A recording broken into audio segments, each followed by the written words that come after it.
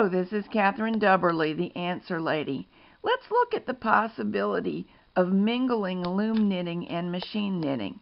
We don't ordinarily think of doing it, but there are some good reasons you might want to, and it is very possible. Let's have a look.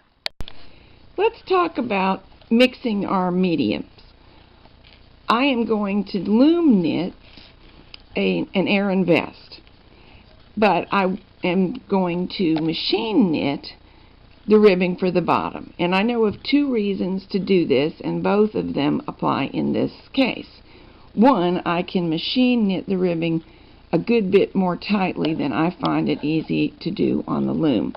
This is a very bulky yarn, and I'll be knitting it loosely for the Aran pattern. That's the look I want. However, I want a good sturdy, springy ribbing, and I know how to do that best with machine knitting. The other thing is, I just find knitting ribbing boring. I'm going to confess my guilt. I love knitting the Aran stitches, and I love knitting a lot of things on the loom, but knit one, purl one is not my favorite thing. Of course I can do it, but why should I really do it? Is there a moral imperative that I do it? And I don't think so. Here is what I have done to make this easy. First, I just knitted the ribbing. If you have a knitting machine, you know how to do that. However, because my stitches on the loom are going to be considerably larger than the ribbing, and that's the whole point of what I'm doing, I manually knitted, still on the machine, one row of loose stitches after transferring all the stitches back to the main bed from the ribber. So these are my loose stitches. I did that by laying the needle in the hook, laying the yarn in the hook of each needle, and manually pulling that needle back to make a big stitch. Pulled it all the way back to the base of the machine, to the back of the needle bed. And that made these enlarged stitches, which were then very easy to remove onto circular knitting needles. If you don't have circular knitting needles, you could certainly use a yarn needle and a length of waste yarn. I do find these easier to work with, but the other does work. Now all we have to do is hang these live stitches from the circular needle, or whatever we might be using to hold them on, onto the loom. There is something to remember though. Because I manually knitted one all knit row, one side has a purl ridge, like a garter stitch ridge.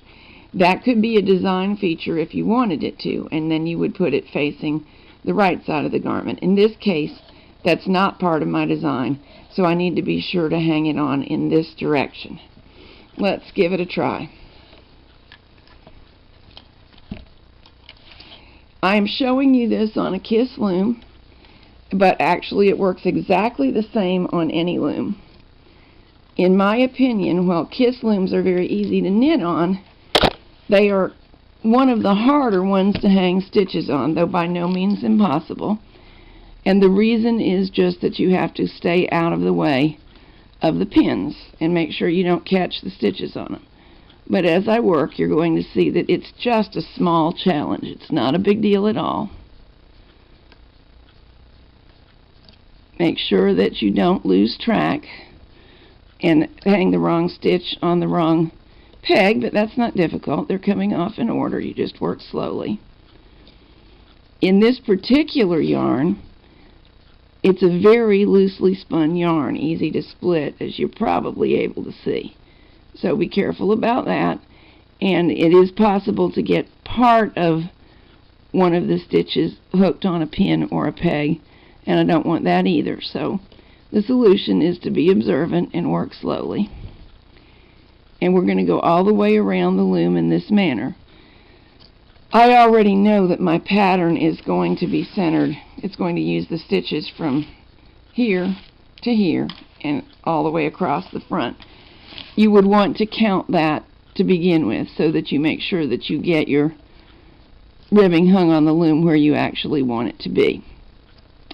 I'm going to keep on going around, doing just as you see me doing now. And when I am ready to remove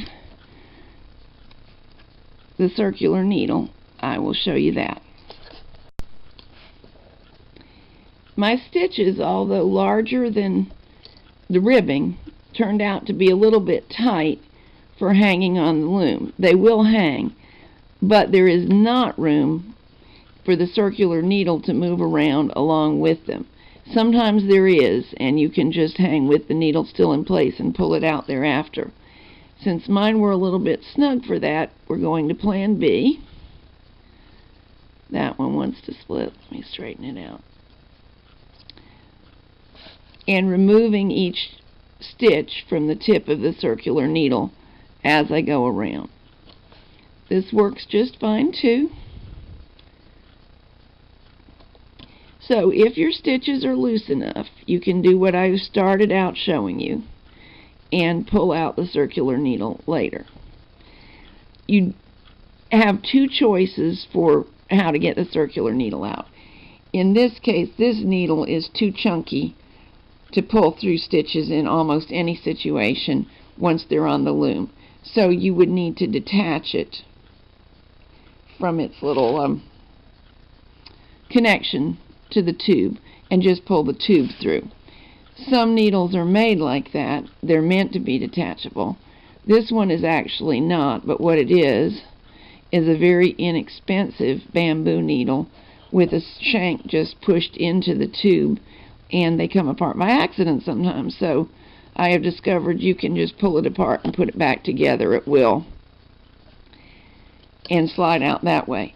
Your other option would be to use a very slender circular needle that is really not intended for this weight of yarn, but it doesn't matter because we're not knitting with it. We're just using it as a transfer tool.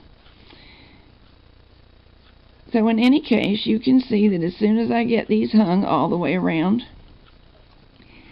I will have a perfectly normal row of stitches ready for me to proceed with my loom knitting pattern. Down to the last few stitches, 2 actually, thought you might like to finish up with me. 1, 2. And we're ready to begin knitting the proper sweater.